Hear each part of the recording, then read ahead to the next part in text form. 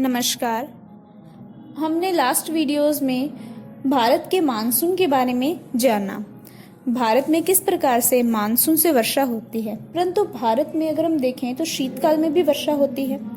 यह जो शीतकालीन वर्षा होती है भारत के उत्तरी पश्चिमी भाग में, इसका महत्वपूर्ण कारण है पश्चिमी विक्षोभ या फिर वेस्टर्न डिस्टर्बेंस। तो वेस्टर्न डिस्टर्बेंस या फिर पश्चिमी विक्षोभ क्या है, इसके बारे में आज इस वीडियो में जानेंगे।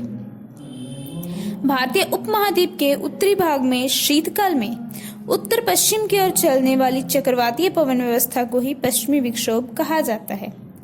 इसकी उत्पत्ति भूमध्य सागर तथा पश्चिम एशिया में कैस्पियन सागर से मानी जाती है। शीतकाल में मध्य एशिया में उच्च वायुदाब का केंद्र बन जाता है, जिसके प्रभाव से शीतोष्णकटिबंधीय पछुआ पवनें हिमालय के उत्तरी भाग तक चलने लगती हैं।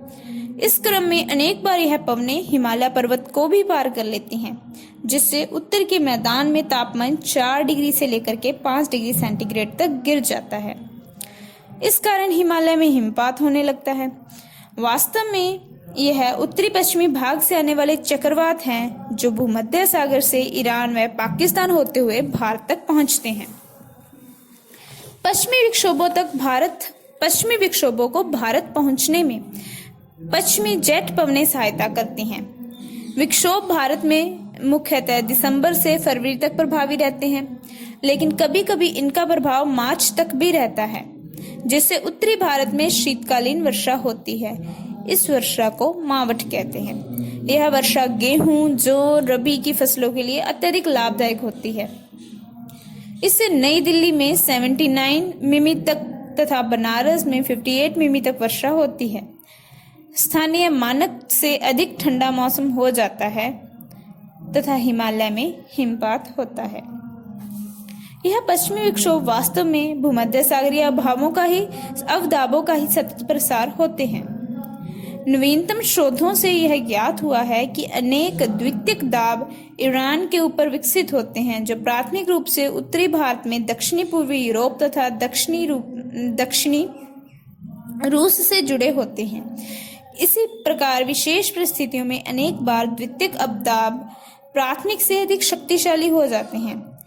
ऐसे ही कुछ अवदाब पश्चिमी पवनों से ऊपरी क्षोभ मंडल में विकसित होकर गंगा तथा सिंधु के मैदान में उतरते हैं।